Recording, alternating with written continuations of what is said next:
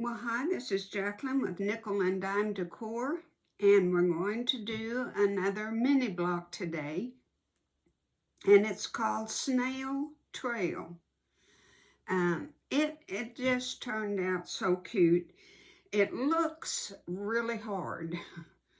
It looks like, when I first saw it, I thought, gee, for a mini block, this looks hard, but it's so simple, and you can do it. It ends up 5.5 inch square and finishes at 5. But we've been making these mini blocks, and I told you about my banner and what I'm using it for, and that you could do pot holders with 5.5 inch squares. But I made something out of this one that I think you're just going to love. And look at my pincushion. Is that not the cutest thing? And it's a good size. It could hold a lot of pins. And I know you quilters and sewers, you know you have friends that would love this, absolutely love it. And I will tell you how I made it, how I finished it, after I show you how to do the block. Just in that book, 130 Mini Quilts, the pincushion's in it. I know some of you have bought that book, and it's in there. And you could use, I guess, even a 4.5 inch square. Some of the squares in the book are that. Okay, I'm going to put the camera down and show you. This has got a lot of pieces to it, but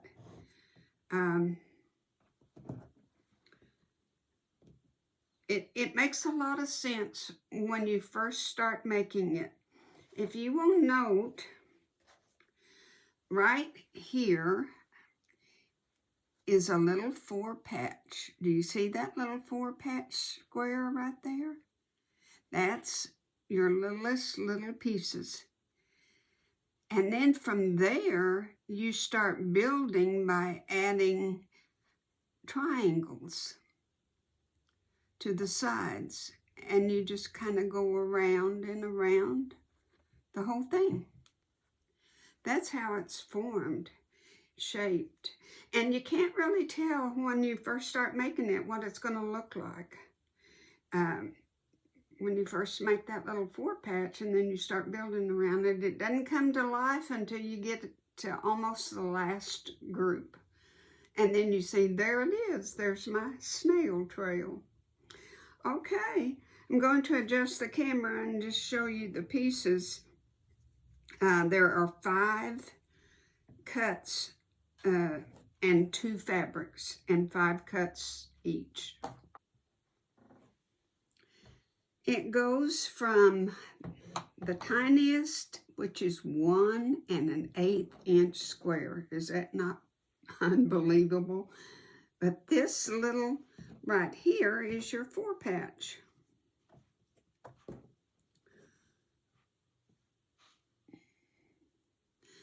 And for this project, you have to have that scant 1/4 inch. And I've told you before, I move my needle over to the right 1 position. And then I position it where I get a real scant 1/4 inch. And it's imperative with this small of a block. All of these little mini blocks, it's very important. So you have your 1 1/8 if you want to write this down, because I know you're going to want to make that pincushion. 1 1/8, 2 of them of each fabric. Then your next piece is 1, I got to get my book, and I got to get my glasses. 1 3/4, 1 3/4, 1 3/4, 2 1/8, 2 5/8, and your last piece is 3 3/8. And it's very, very important that you get a little tiny ruler like this to cut your pieces. Because you can lay your fabric down and there's your 1 1/8 right there. And cut it so accurate. So if you don't have one of these little 6 1/2 inch squares, you really need to get one. And after we've cut all of these, now we're going to subcut to make matters worse. But we're not going to subcut these little dudes, thank goodness. They stay the way they are. But all of these pieces are cut diagonally. And when somebody tells you to cut something diagonally, I put my point on that. Just pick a line, it doesn't matter where. And this one on a line. And then I take my ruler, try not to move it, put your ruler down on the line, and see that moved just a tiny bit. And now you are straight across the points. Exactly. You'll have to move and adjust and mess around with it, but you'll get it. And there's our 2 little triangles. Then your next piece, do the same thing. And I'm going to continue until I have all of these cut. Just remember, place them on your mark on your cutting board. Hold it down with your hand, put your ruler over, line it up on that line, then make sure it's on the point and on the point. And my ruler moved a little bit then. That was a no-no.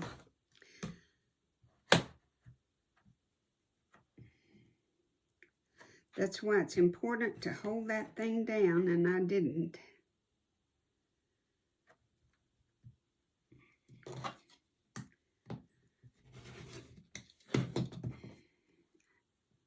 We'll continue to cut.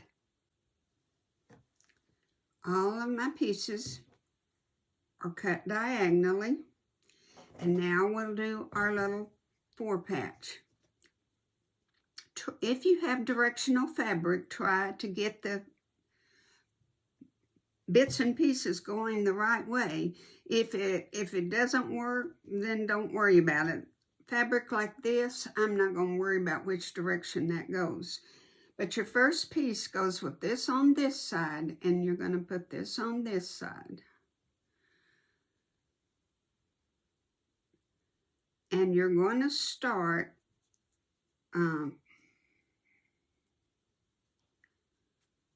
well above, and just do a scant 1/4 inch. Then I'm going to press the seams open.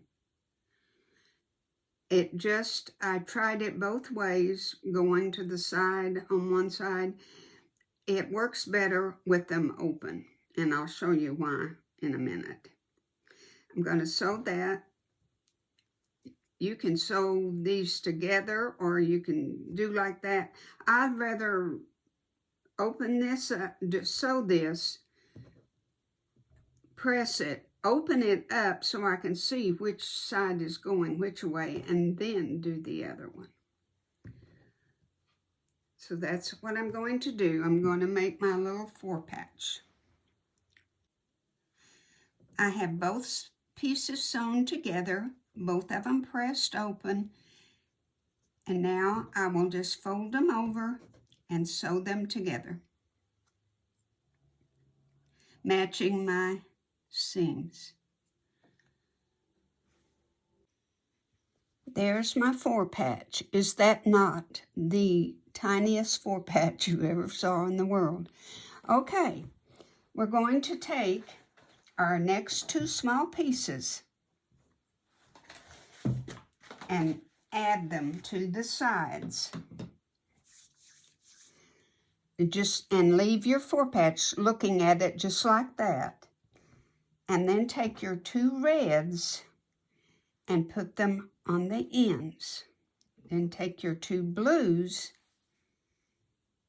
and put them on like so. So first I'm going to sew the 2 reds. Now, I want to show you, before I do that, line it up as very best you can by looking at this seam here and getting that point going right to that seam. See, I've got it off just ever so slightly. There. Now turn it over and sew it on the wrong side, because you get a better judge of, do you have your points equal? That's very important. Just by eyeballing it, it looks like it's very equal. And I'm going to sew it right there. And that's the way you put each and every one. Your needle, you're going to start and you're going to barely catch this little tail sticking out. You're going to it's going to go over it just barely. And then you're going to hit it right here and go right on the edge. And that way you know you got a good 1/4 inch seam, because that's where your seam needs to be. I'll sew a couple of them and then we'll look at it. This is how you know that you did it right. When you turn it over,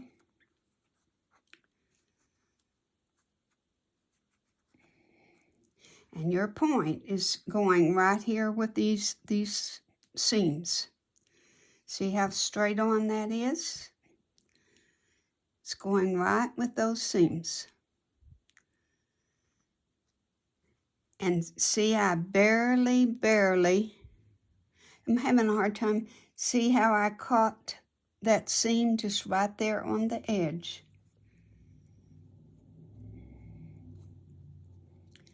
Maybe it's better to show you on this side. Just right here at the bottom. And then I went across right at the tip of that one. That's how you know that you're sewing, everything is going to work out perfectly. Okay, I'll continue. Here it is with the 2 reds sewn on. Now, you just take your 2 blue ones, the same size. Be sure I haven't pressed this yet. And you have to press it really, really good. And then put this piece on. Don't worry about these yet. We'll cut them off in a minute. Get your point down here, even, straight down. Kind of look and think, well, that looks good, but turn it over and see you have the same little points on each side. Exactly. And then you sew it. Hold this down, hold this down, hold this down. Okay? Now that I have my square sewed, I have my 2 blue ones on and my 2 red triangles on. Now I'm going to trim and take off these little bird's nests, whatever you want to call them.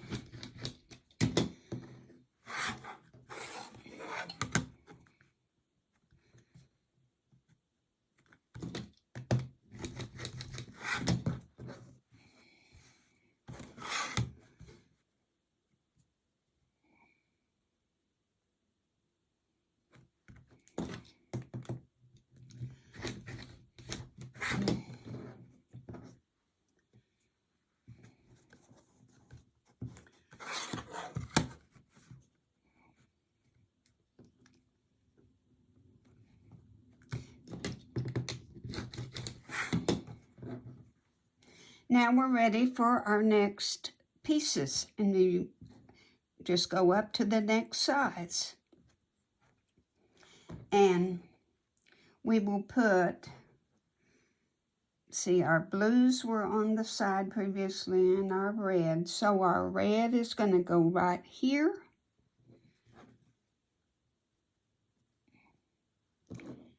Our red's going to go right there.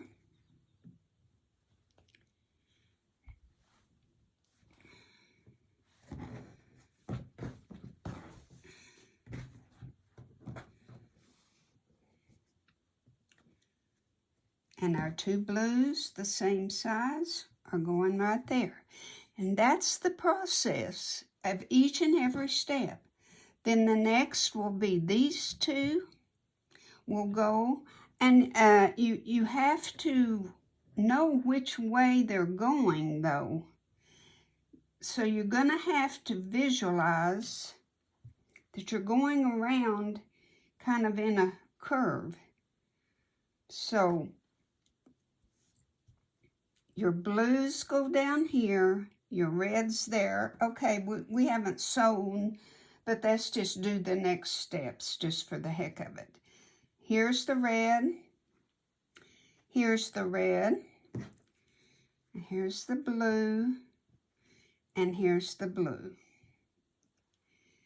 Now can you see how the pattern is developing? Here's the snail around. And then your last pieces are the two reds and the two blues.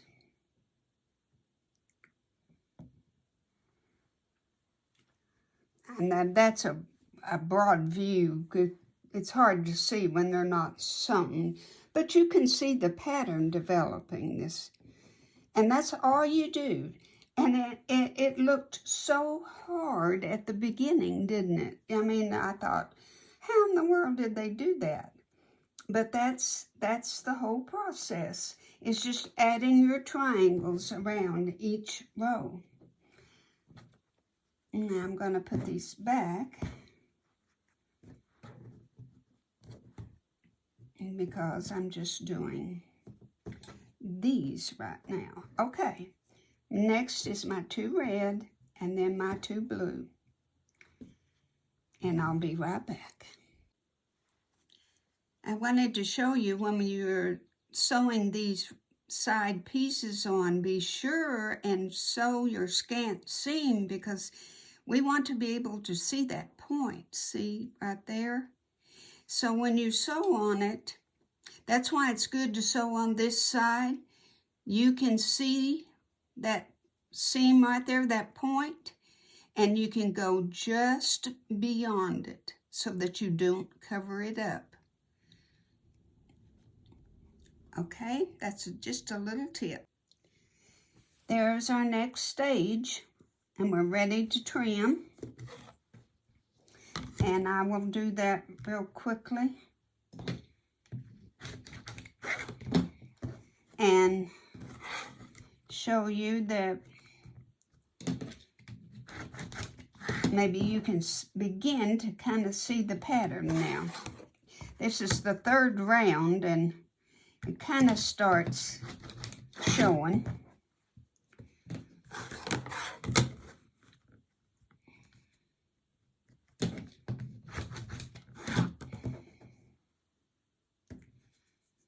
And the beginning point, I always have to find my little 4 patch right there. And then see, this was the next round, that one and these two. And now we just did these and these. And you can see, you can see the beginning of the snail fixing to turn. So we're ready for the next size. And I always have to turn it where I started, the beginning point, to look at it, to know where to put my next row. Because, well, you just have to. The red goes there, the red goes there, blue, and blue.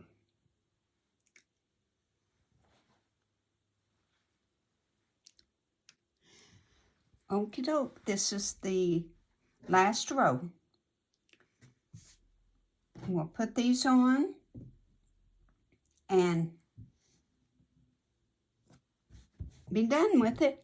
And then I'll show you what I did with the pincushion. Okay, guys, here is the finished block. And if you don't put these last triangles on the right spot, you'll soon know it, because I did it wrong and I had to take them off. Chalk one up. But you won't have that effect if they don't fit just right. So you'll know if you do it wrong.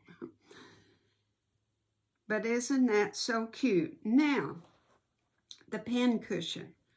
All I did was take 1-inch strips, 5.5 inches long, but measure. You might be off just a little bit, and it doesn't matter. But cut it whatever this is on both sides. Say it's 5.5. Then measure here and cut these, and they're supposed to be 6.5. And sew them on. Then get you a little 6.5 piece of fabric. Put it right sides together, sew, and leave about that much so that you can turn it. And you can see where I stitched it by hand.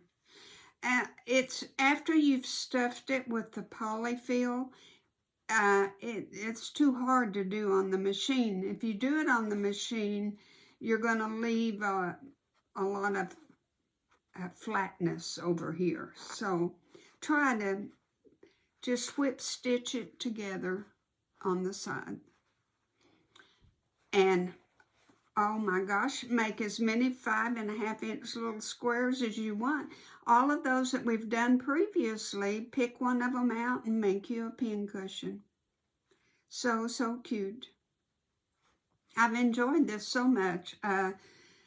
You know, I'm learning too. I've never done these blocks before, and I'm proud of myself for trying.